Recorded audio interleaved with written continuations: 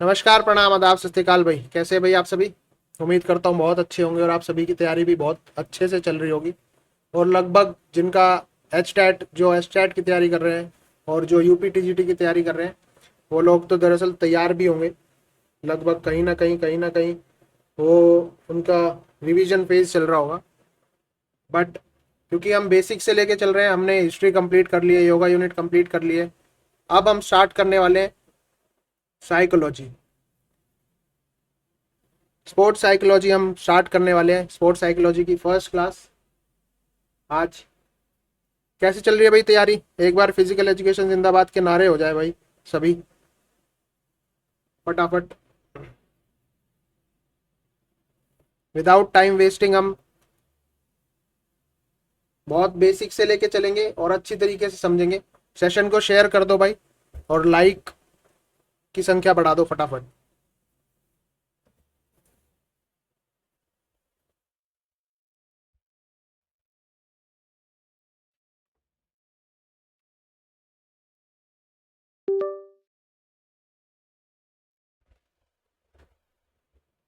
बहुत बढ़िया भाई।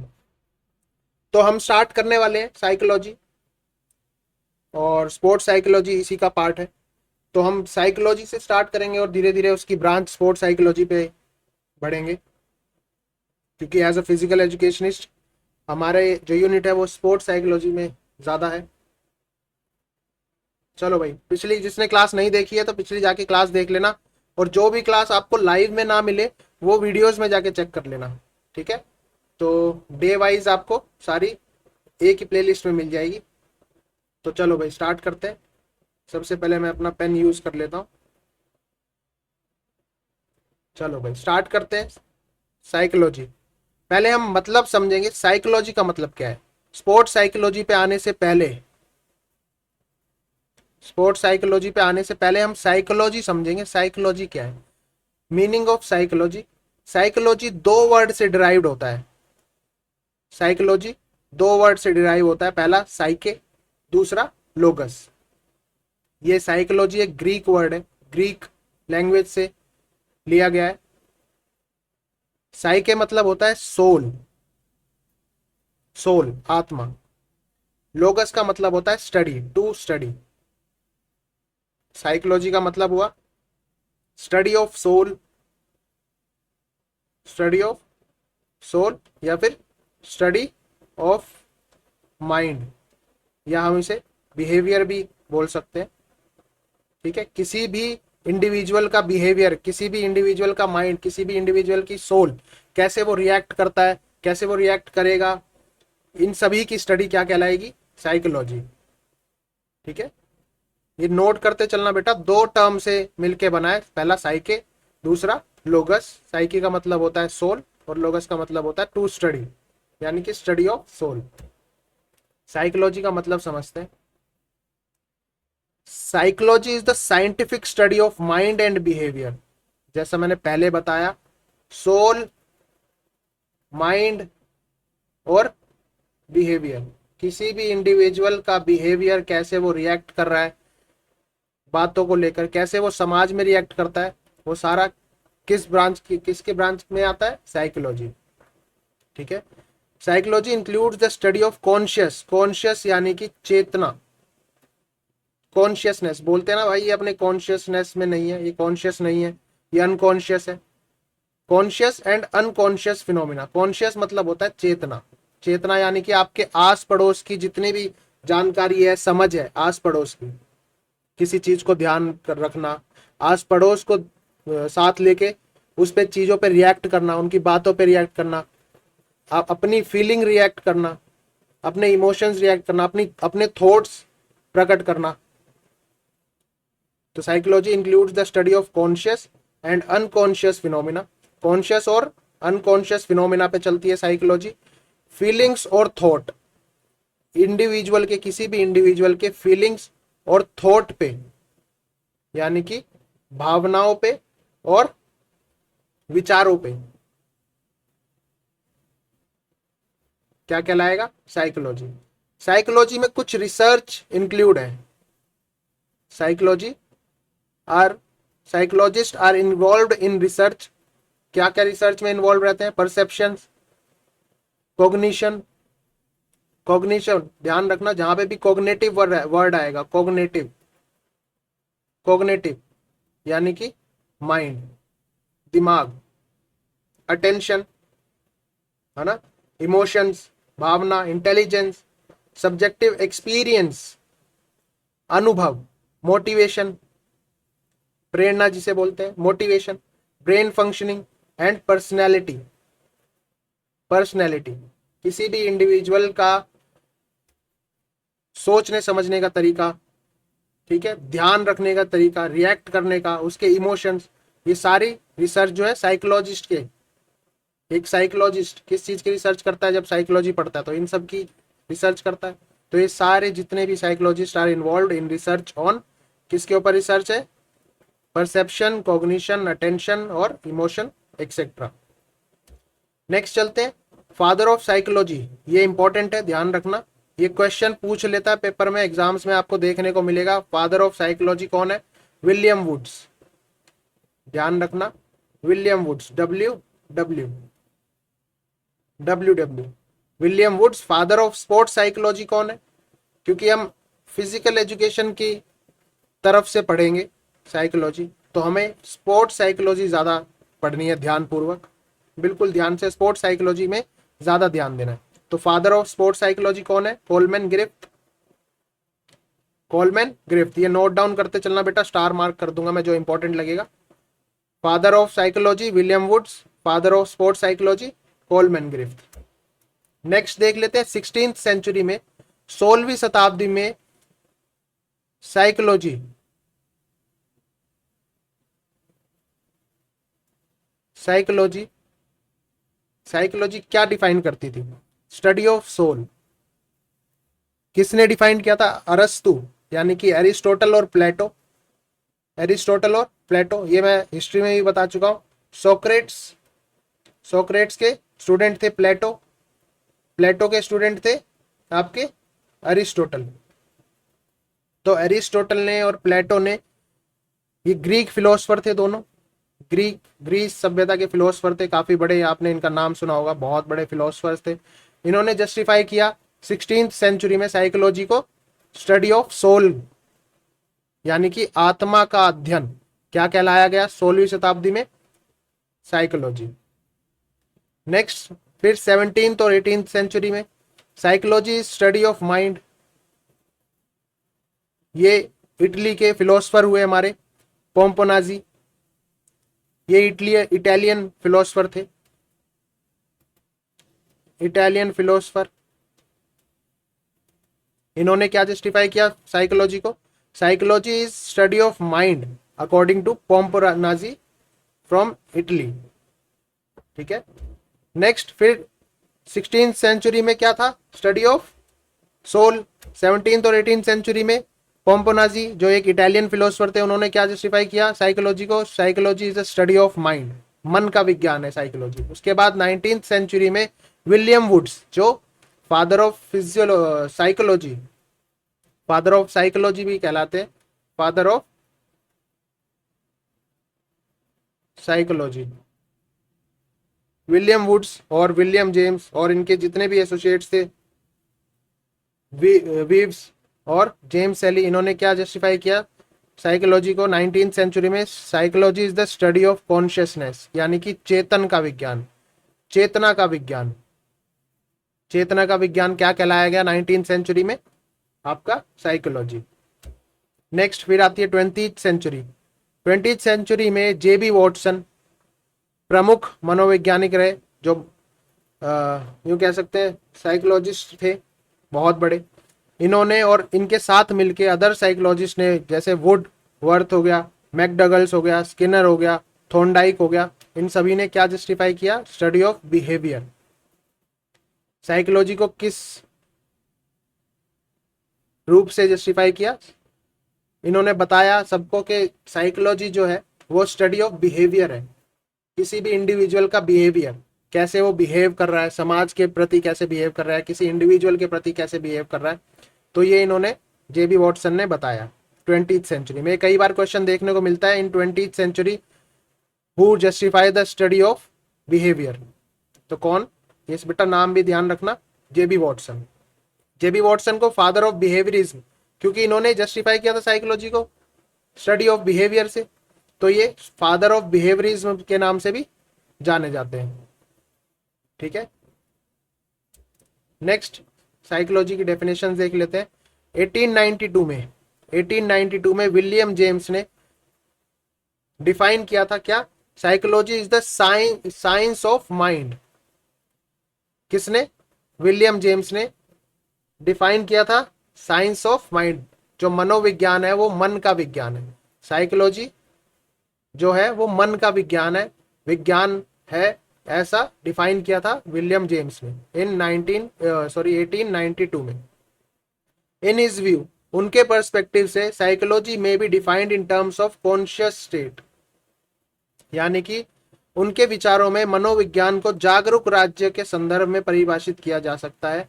यानी कि उनके हिसाब से, किसके हिसाब से, विलियम जेम्स के हिसाब से इन्होंने डिफाइन जो किया था साइंस ऑफ माइंड, उनके हिसाब से ये कॉन्शियस स्टेट में किया जाता था। कॉन्शियस स्टेट यानी कि जो चेतना का जो स्टेज आती है, यानी कि आपको आस पड़ोस की सारी चीजें मालूम हो, आपका मन जो है वो चेतन हो, पूरा तरीके से आपका ध्यान हो, तो ऐसा इन्होंने जस्टिफाई किया था, ऐसा इन्होंने डिफाइन किया था। फिर 1884 में जेम्स सुली ने 1884 में जेम्स सुली ने इन्होंने कहा science is a psychology is a science of consciousness. James Sully defined psychology as a science of inner world, science of inner world, यानी कि ये आंतरिक दुनिया का, आंतरिक दुनिया यानी कि मन की दुनिया, जो आप बोलते हो ना कि ये भाई ये ख्याली पुलाव में है, ख्याली पुलाव पका रहा है, तो उन्होंने डिफाइन किया psychology as a science of inner world. फिर 1892 में विलियम वुड्स ने, विलियम वुड्स जो फादर ऑफ साइकोलॉजी के नाम से भी जाने जाते हैं, William Woods defined psychology as a science which studies internal experiences. William Woods ने बताया कि जो साइकोलॉजी है वो एक तरीके की साइंस है जो स्टडी करती है इंटरनल एक्सपीरियंस पे, अध्ययन करती है किस पे, इंटरनल एक्सपीरियंस पे, किसी इंडिविजुअल के एक्सपीरियंस को अध्ययन करना, वो ऐसा उन्होंने डिफाइन किया विलियम वुड्स ने। फिर बात करते हैं 1905 में विलियम मैकडगल्स ने, इन्होंने बोला defined psychology as a science of behaviour, किसी भी इंडिविजुअल का बिहेवियर का अध्ययन करना, वो साइंस ऑफ बिहेवियर, वो साइकोलॉजी कहलाता है। फिर 1911 में जेबी फिल्सबरी ने, ध्यान रखना विलियम्स मैकडगल इंपॉर्टेंट है, science of behaviour, as defined psychology as the science of behaviour, है ना। James B Watson however discarded the concept of the mind, इन्होंने क्या किया, हालांकि जेबी वॉटसन ने मनोविज्ञान उपयोग से मन, चेतना, उद्देश्य और इसी तरह की अवधारणाओं को त्याग दिया। जेबी वॉटसन ने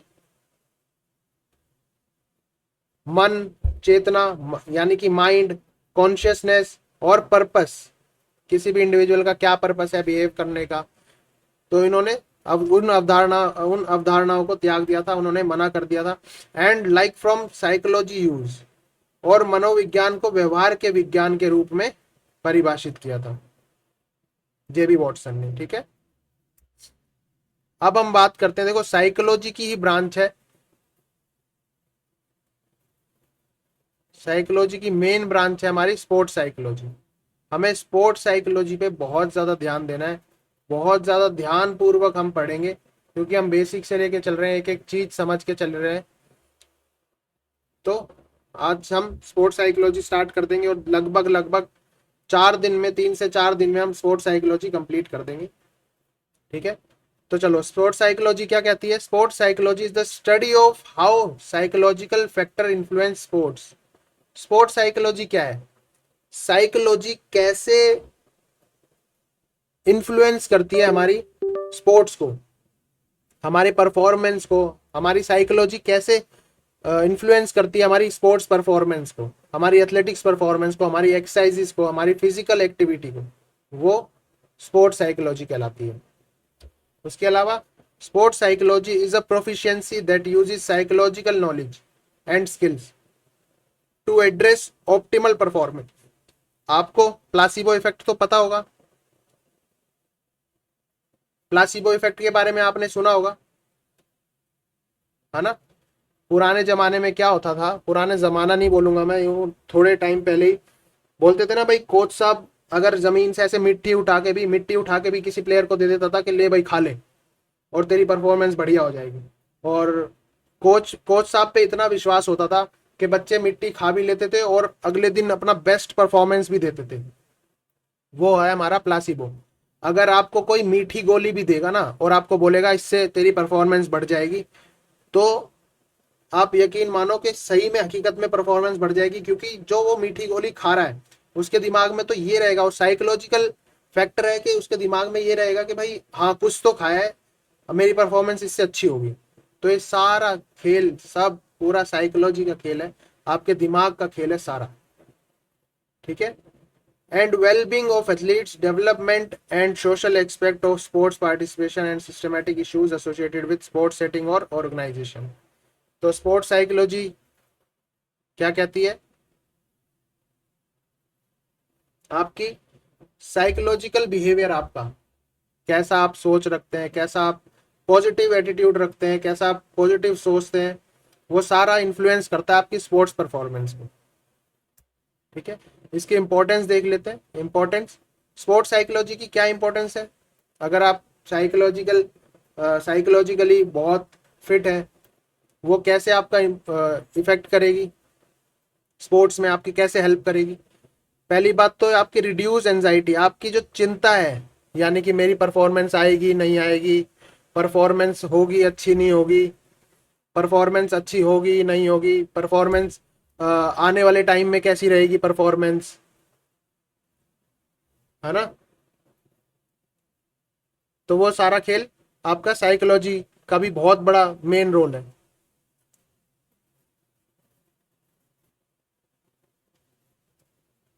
ठीक है। ये आपकी एंजाइटी को रिड्यूस करता है। Second thing, effective stress management techniques. आपकी जितनी भी स्ट्रेस मैनेजमेंट टेक्निक्स है, आपके स्ट्रेस से क्या होता है, स्ट्रेस से आपके जो यूँ कह सकते हैं कि स्ट्रेस कर लेने से आपके जो मसल मेमोरी या न्यूरोमस्कुलर कोऑर्डिनेशन है, वो कहीं ना कहीं बिगड़ने को आपने देखा होगा भाई। स्ट्रेस लेने से आपके मसल मसल कोऑर्डिनेशन ठीक नहीं आ रहा, है ना। तो वो भी साइकोलॉजिकली अगर आप फिट होंगे तो वो भी आपका इफेक्ट करेगा। दूसरा, आपकी ड्राइव बढ़ाएगी। ये ड्राइव आपकी परफॉर्मेंस ड्राइव है। परफॉर्मेंस ड्राइव,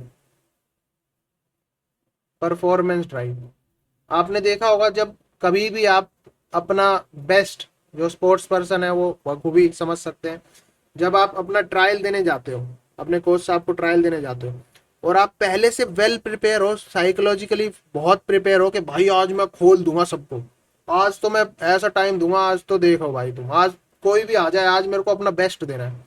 तो आप साइकोलॉजिकली प्रिपेयर है और उससे आपकी परफॉर्मेंस ड्राइव बढ़ती है ना। होता है ना ऐसा।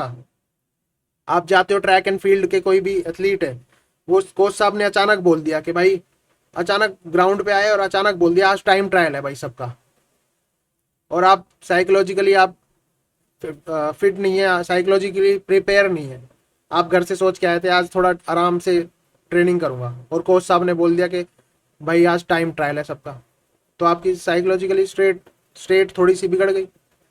आप प्रिपेयर नहीं है, वेल प्रिपेयर नहीं है। और वहीं दूसरा प्लेयर जो कोई कुछ सोच के ही नहीं आया और सर ने बोल दिया कि भाई आज टाइम ट्रायल है, और बस उसने एक चीज खोल रखी है, एक चीज सोच रखी है, भाई अच्छी लगे बुरी लगी आज मैं खोल दूंगा सबको, आज मेरे से आगे कोई नहीं जाएगा, चाहे मेरे से कंप्लीट हो रेपटेशन, चाहे मेरे से कंप्लीट ना हो, चाहे मैं आधे में छोड़ दूं, आज मैं छोड़ूंगा नहीं किसी को। और देखना उन प्लेयर्स की अच्छी भी, बेस्ट भी लग जाती है, बेस्ट टाइम ट्रायल दे देते हैं अपना।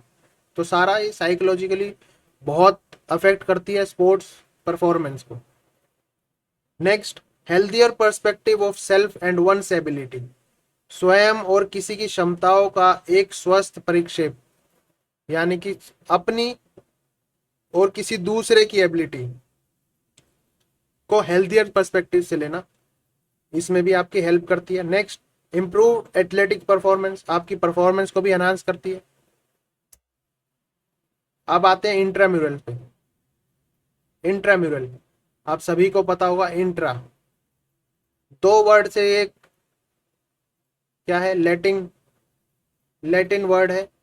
ध्यान रखना, एक क्वेश्चन ये भी बनता है कि भाई इंट्राम्यूरल ग्रीक वर्ड है, लैटिन वर्ड है।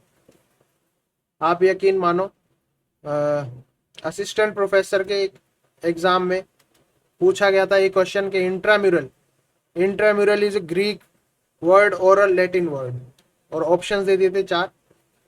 बहुत बच्चे गलत भी करके आए थे। तो ये एक लैटिन वर्ड है, लैटिन भाषा से लिया हुआ वर्ड है इंट्रा, जिसका मतलब है, इंट्रा मतलब है with in, with in, mural मतलब वॉल, यानी कि इंट्राम्यूरल यानी कि with in the walls, with in the wall.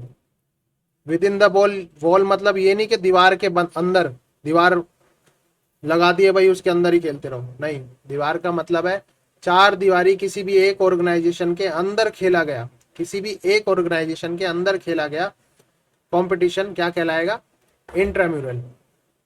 क्या कहलाएगा, इंट्राम्यूरल। स्पेलिंग थोड़ी सी मिस्टेक है, आर लगा देना, इंट्राम्यूरल। ठीक है, the word intramural is drive from the Latin word intra plus muralis. Intra मतलब होता है विद इन, और म्यूरल, म्यूरल्स मतलब होता है wall. It means that the activity which are performed within the walls और within the campus, campus बोल लो या ऑर्गेनाइजेशन बोल लो, किसी भी एक ऑर्गेनाइजेशन के अंदर खेला गया कंपटीशन क्या कहलाएगा, इंट्राम्यूरल। जैसे आप एक किसी स्कूल में अंदर, किसी स्कूल में आप वर्क करते हैं as a physical education teacher, किसी भी स्कूल में, और आप उस स्कूल में इंटर हाउस कंपटीशन करवाते हैं। चार हाउस है, रमन, अशोक, शिवाजी और कुछ भी एक्स वाई जेड, है ना, कुछ भी। इन चारों हाउसेस के बीच का कंपटीशन हो तो रहा है, क्योंकि ये एक स्कूल में, एक ही ऑर्गेनाइजेशन के अंडर, इन चारों स्कूल्स का, इन चारों हाउसेस का आपस में कंपटीशन क्या कहलाएगा, इंट्राम्यूरल्स। क्या कहलाएगा, इंट्राम्यूरल्स। आया समझ में, intramural. Those activity are organised only for the students of the school और एन इंस्टीट्यूशन। किसी एक इंस्टीट्यूशन, किसी एक ऑर्गेनाइजेशन, किसी एक स्कूल के अंदर ऑर्गेनाइज कराया गया कंपटीशन इंट्राम्यूरल कहलाएगा। No student of other school, कोई बाहर से स्कूल का, किसी बाहर अदर ऑर्गेनाइजेशन का कोई भी बच्चा पार्टिसिपेट नहीं करना चाहिए, तभी वो इंट्राम्यूरल कहलाएगा। In fact in fact in fact intramural competitions is one of the best means to motivate all the students of an institution. ये इंट्राम्यूरल, इंट्राम्यूरल बहुत ही बेस्ट, यूं कह सकते हैं मोटिवेशन की एक टेक्निक है, मोटिवेशन का एक जरिया है स्टूडेंट्स के लिए, क्योंकि वो अपने इंस्टीट्यूशन में खेल रहे हैं। तो ये भी एक बेस्ट मीन्स है मोटिवेट करने का सभी बच्चों को गेम्स एंड स्पोर्ट्स में पार्टिसिपेट कराने के लिए। ऑब्जेक्टिव्स क्या क्या है, अब इंट्राम्यूरल्स के ऑब्जेक्टिव्स देख लेते हैं। ऑब्जेक्टिव यानी कि उद्देश्य, इंट्राम्यूरल कराने के उद्देश्य क्या क्या है, उद्देश्य क्या क्या है, इंट्राम्यूरल कराने के उद्देश्य क्या क्या है। आप किसी स्कूल में फिजिकल एजुकेशन टीचर हैं या आने वाले टाइम में लगेंगे, तो आप अपने स्कूल में एक्टिविटीज कराएंगे, कंपटीशन हेल्ड कराएंगे, तो उद्देश्य क्या क्या होगा उन कंपटीशन कराने का। To provide opportunity to every student to participate in games and sports. पहला उद्देश्य तो हमारा यही रहेगा कि हर बच्चा गेम्स एंड स्पोर्ट्स में पार्टिसिपेट कर सके, ताकि सबको बेहतर अपॉर्चुनिटी मिले। दूसरा, to develop leadership qualities, student के बीच में लीडरशिप क्वालिटीज डेवलप करने के लिए इंट्राम्यूरल कराया जाता है। टू डेवलप कोऑपरेशन, है ना, तालमेल अच्छा, एक बच्चे का एक क्लास से दूसरी क्लास का तालमेल अच्छा हो। To provide recreational activity, to develop feeling of sportsmanship, sportsmanship की फीलिंग डेवलप करना। To provide an opportunity to learn a variety of games and skill, तरह तरह की गेम्स और तरह तरह की स्किल्स बच्चों में डेवलप करवाना, और तरह तरह की स्किल्स बच्चों में बच्चों को तरह तरह के गेम्स प्रोवाइड कराना, ये भी एक उद्देश्य है इंट्राम्यूरल्स कराने का। आपके पास बच्चे आएंगे, सर हमारे स्कूल में तो कंपटीशन होता ही नहीं है। सर आपको कैसा लगेगा? आपका मन करेगा ना यार, हमें मेरे को कुछ कराना है, कंपटीशन कराना है बच्चों को, ताकि उन्हें गेम्स का वाइड रास्ता दिखे, है ना। और as a physical education teacher हमें फिजिकल एजुकेशन को बढ़ावा देना है, हमें गेम स्प्रेड करनी है, हमें बच्चों के लिए बड़ा करना है, उनको रास्ता दिखाना है कि हाँ हमें गेम्स के थ्रू भी हम बहुत कुछ कर सकते हैं। Next, to provide an opportunity to get an experience of organising competitions. बच्चों को कॉम्पिटिशन का एक्सपीरियंस देना, ताकि वो आने वाले टाइम में और दूर दूर तक स्टेट में नाम रोशन करे, नेशनल में नाम रोशन करे, इंटरनेशनली नाम रोशन करे। तो उसकी भी एक एक्सपीरियंस करवाना, वो भी उद्देश्य रहता है। To identify talented sports person. किसी भी, अब स्कूल में आपके पास 1000 बच्चे होंगे, 1200 बच्चे होंगे, 1200 बच्चों में से आप एक एक बच्चे को तो जाके देखोगे नहीं कि कैसे करता है, कितना अच्छा भागता है। तो आप इंट्राम्यूरल्स के दौरान भी बच्चों में आइडेंटिफिकेशन कर सकते हैं, आइडेंटिफाई कर सकते हैं बच्चों में कि भाई कौन सा बच्चा टैलेंटेड है, ठीक है, और कौन सा बच्चा मेहनती है। Next, to provide an opportunity to develop personality. Personality develop करना, ये भी एक उद्देश्य है। अब आता है एक्स्ट्रा म्यूरल, जैसे intramural, intra plus muralis within the walls, ऐसी सेम है एक्स्ट्रा म्यूरल। एक्स्ट्रा मतलब आउटसाइड, एक्स्ट्रा मतलब आउटसाइड, एक्स्ट्रा आउटसाइड, म्यूरलिस मतलब walls, outside the wall. Outside the wall मतलब ये नहीं है कि दीवार पे से कुदवा दिया, नहीं, दीवार पे से मत कुदवा देना भाई स्कूल में अपने। आउटसाइड द वॉल मतलब है अपने इंस्टीट्यूशन का किसी अदर इंस्टीट्यूशन के साथ हेल्दी कंपटीशन, वो कहलाएगा आपका एक्स्ट्रा म्यूरल। जैसे आप अपने स्कूल के बच्चों को, आपने कुछ बच्चे सिलेक्ट किए अपने स्कूल से, 5 बच्चे सिलेक्ट किए, ठीक है, आपके पास लेटर आया, आप अपने स्कूल के बच्चों को दूसरे स्कूल के बच्चों के साथ कंपटीशन कराने लेके गए, वो कहलाएगा इंट्राम्यूरल, एक्स्ट्रा म्यूरल्स। क्या कहलाएगा भाई? Extra mural, intramural. अपने ऑर्गेनाइजेशन का सामने वाली ऑर्गेनाइजेशन से कंपटीशन क्या कहलाएगा? एक्स्ट्रा म्यूरल, ठीक है। it means that the activity it means that the activities which are performed outside the wall of an institution or a school, जो स्कूल के बाहर परफॉर्म किया जाए, स्कूल के बाहर एक्टिविटीज करी जाए, वो क्या कहलाएंगी? Extra mural. it points towards the activities that are organized by the institution or school and also the student of 2 or more school participate in them। दो या दो से ज्यादा, दो या दो से ज्यादा ऑर्गेनाइजेशन इसमें पार्टिसिपेट करने चाहिए, तभी वो एक्स्ट्रा म्यूरल कहलाया जाएगा।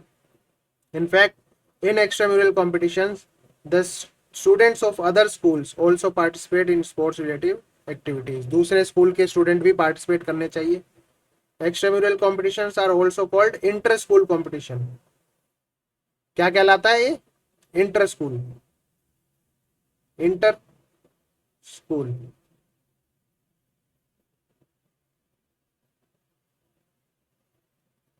जहां भी वर्ड दिखे इंटर स्कूल, ध्यान रखना एक्स्ट्रा म्यूरल में आएगा।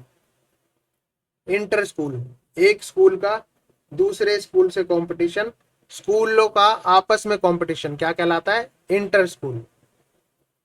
और ये एक्स्ट्रा म्यूरल से, ठीक है। नेक्स्ट बात आती है लीडरशिप पे। साइकोलॉजी का बहुत बड़ा फैक्टर है लीडरशिप, साइकोलॉजिकल फैक्टर है leadership. Leadership both as a research area and a practical skill. क्या कहता है? The ability of an individual, किसी भी इंडिविजुअल की एबिलिटी, ग्रुप और ऑर्गेनाइजेशन टू लीड, किसी भी ग्रुप की, किसी भी इंडिविजुअल की, किसी भी ऑर्गेनाइजेशन की एबिलिटी, किस चीज की एबिलिटी? लीड करने की एबिलिटी। लीड करने की यानी कि मान लो एक ऑर्गेनाइजेशन में एक बॉस है, ठीक है, एक बॉस है, उसने अपनी टीम बनाई, ए टीम और बी टीम। वो ए टीम को भी इक्वली सपोर्ट कर रहा है और बी टीम को भी इक्वली सपोर्ट कर रहा है, तो उसको बोलेंगे लीडर। ये लीडरशिप क्वालिटी है, ठीक है, दोनों टीमों को एक साथ लेके चलना, ये आपकी लीड क्वालिटी है। ठीक है, इन्फ्लुएंस और गाइड अदर इंडिविजुअल, क्या गाइडेंस प्रोवाइड करना टीम्स और एंटायर ऑर्गेनाइजेशन, टीम को, ऑर्गेनाइजेशन को, किसी भी इंडिविजुअल को गाइड करना, क्या कहलाएगा, लीडरशिप। इसके कुछ स्टाइल्स हैं, लीडरशिप स्टाइल्स हैं, जिसे बोलते हैं ऑटोक्रेटिक लीडरशिप स्टाइल। 3 टाइप्स हैं इसके, ऑटोक्रेटिक, डेमोक्रेटिक और जिसे हम बोलते हैं लेजे फेयर, लेजे फेयर है। ठीक है, ऑटोक्रेटिक लीडरशिप क्या है, अगर डायरेक्ट मैं बताऊं, ऑटोक्रेटिक लीडरशिप है डिक्टेटरशिप, जिसे हम बोलते हैं डिक्टेटरशिप, डिक्टेटरशिप।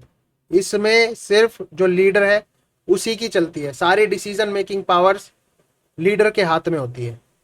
ऑटोक्रेटिक में ध्यान रखना, जितनी भी पावर रहेंगी किसके हाथ में रहेंगी, लीडर के हाथ में। डेमोक्रेटिक, डेमोक्रेटिक, ऑटोक्रेटिक क्या, मान लो एक राजा है, राजा ने अपनी प्रजा से बोला भाई जैसा मैं कहूंगा वैसे ही होगा, तो वो किसके अंडर आएगा, ऑटोक्रेटिक लीडरशिप। फिर आता है दूसरा डेमोक्रेटिक लीडरशिप। डेमोक्रेटिक लीडरशिप मतलब होता है राजा ने बोला प्रजा को कि भाई आप अपना डिसीजन बताओ मेरे को, फिर मैं सोच समझ के आपके डिसीजन के बिहाफ से कुछ अपना दिमाग लगा के, कुछ आप लोगों से पूछताछ के, तब मैं डिसीजन लूंगा, तो वो क्या कहलाएगा, democratic. Democratic leadership style consist of a leader sharing the decision making ability with group members, जो आपके ग्रुप मेंबर से डिसीजन मेकिंग एबिलिटीज शेयर करें। ठीक है, वो कहलाएगा आपका डेमोक्रेटिक। फिर तीसरा आता है लेजे फेरे। लेजे फेरे, लेजे फेरे में कोई भी इंटरफेरेंस नहीं होता, सब अपने अपने अकॉर्डिंग चलते हैं, सब बिल्कुल फ्री हैंड होते हैं सब, वो क्या कहलाएगा, laissez faire. Decision making is passed on the subordinates, this style of leadership is known as laissez faire. ध्यान रखना, ये क्वेश्चन आएगा बेटा, लेजे फेरे देखने को मिलता है और कई बार PYQs में देखने को मिला है, laissez faire, which means no interference in the affairs of other, किसी दूसरे के बात में बिल्कुल भी अपनी टांग ना अड़ाना, वो जैसा कर रहा है करने दो। राजा ने बोला, राजा के पास प्रजा आई, उसने बोला भाई राजा साहब हमारे घर में ऐसा हो गया, राजा ने बोल दिया भाई मैं क्या करूं, तुम खुद देख लो, अपना डिसीजन खुद लो, तुम फ्री हैंड हो, मारो काटो लड़ो माफ करो उसको, वो तुम बिल्कुल फ्री हैंड हो, उसमें ना मैं कुछ करता, ना डेमोक्रेटिक डिसीजन लेता, ना ऑटोक्रेटिक डिसीजन लेता, आप लेजे फेयर हो। ठीक है, तो वो क्या कहलाएगा, लेजे फेयर है। आई चीजें समझ में आई, तीनों स्टाइल समझ में आए लीडरशिप के, बहुत अच्छे से, आई होप के बहुत क्लियर आउट हो गया हो आपको ये सब। अब लीडरशिप की क्वालिटीज रहती हैं कुछ, क्या क्या क्वालिटीज रहती हैं, कोलैबोरेटिव रहता है, सहयोग पूर्ण, पूरा सहयोग देता है, पूरा सहयोग रहता है, अकाउंटेबल रहता है, मतलब किसी भी बात को लेके उत्तरदायी रहता है, कुछ बात हो गई, कुछ किसी से लड़ाई झगड़ा हो गया तो कौन उत्तर देगा, राजा देगा भाई उत्तर। करेजियस, साहस बहुत रहता है, साहसी रहता है, गुड लिसनर रहता है, अच्छे से बात को सुनता है आपकी, इफेक्टिव कम्युनिकेटर रहता है, इफेक्टिव कम्युनिकेटर रहता है, बातचीत को अच्छे से समझाता है, बुझाता है, कुछ अपनी बताता है, कुछ आपकी सुनता है। फिर एम्पैथेटिक रहता है, एम्पैथेटिक यानी कि बहुत सहानुभूति, आपकी बातों को सुनता है, सहानुभूति देता है, सहानुभूति पूर्वक आपके डिसीजन लेता है। फोकस्ड रहता है बहुत, क्रिएटिव रहता है, प्रॉब्लम सॉल्वर रहता है, प्रॉब्लम सॉल्वर, ये बहुत बड़ा फैक्टर है, प्रॉब्लम सॉल्वर। एक राजा जो है वो प्रॉब्लम सॉल्वर रहना चाहिए, क्योंकि अगर वो प्रॉब्लम सॉल्वर होगा तभी प्रजा उसके पास आएगी, तभी उसकी प्रजा बात भी मानेगी उसकी, तभी वो अच्छा लीडर कहलाएगा, है ना, तभी वो अच्छा लीडर कहलाएगा। ये लिख लेना भाई, इतनी चीजें समझ में आई आपको, आई होप कि सभी आपने नोट डाउन करा होगा बहुत अच्छे से। ठीक है, बाकी आज की क्लास यहीं पे खत्म करते हैं। डेली ध्यान रखना बेटा, डेली आपकी 8 बजे शाम को 8 PM 8 PM पे road to physical education, road to physical education पे आपकी क्लास होती है लाइव, तो ज्वाइन करना मत भूलना। बाकी जिसने ये क्लास देख ली है वो लाइव में जाके भी देख लेना, पिछली क्लासेस भी देख लेना। बहुत अच्छे से बेसिक से समझ के चल रहे हैं। और शेयर कर दिया करो भाई सेशन को, वीडियो को जब तक शेयर नहीं करोगे तब तक फिजिकल एजुकेशन कैसे आगे बढ़ेगा, है ना भाई। बाकी वीडियो कैसी लगी है, चीजें समझ में आई है, कितनी समझ में आई है, अच्छी लगी है, कुछ भी अगर आपको कुछ प्रॉब्लम आती है तो कमेंट बॉक्स आपके लिए ओपन है, कमेंट करके क्वेश्चन कर लिया करो, क्योंकि जब तक क्वेश्चन नहीं करोगे तो चीजें समझ में कैसे आएंगी, चीजें पता कैसे चलेंगी। बाकी मजा आया है। स्पोर्ट्स साइकोलॉजी में थोड़ा सा पढ़ा है हमने, क्योंकि स्टार्टिंग हम करते हैं तो बेसिक समझना, अगर बेसिक अच्छे से समझ लेंगे ना तो हमें आगे कोई प्रॉब्लम नहीं होगी, है ना। बाकी वीडियो कैसी लगी है भाई कमेंट कर देना। Until we meet, stay fit stay healthy. तब तक के लिए फिजिकल एजुकेशन जिंदाबाद था, फिजिकल एजुकेशन जिंदाबाद है और फिजिकल एजुकेशन जिंदाबाद रहेगा। बाकी भाई कमेंट में फिजिकल एजुकेशन जिंदाबाद सभी लोग लिख देना भाई, जो जो देख रहा है सभी लोग लिख देना भाई, ठीक है। बाय बाय भाई, टेक केयर, ध्यान रखेंगे, मिलते हैं कल 8 बजे शाम, रूट टू फिजिकल एजुकेशन पे। बाय बाय भाई, ध्यान रखेंगे सारे अपना।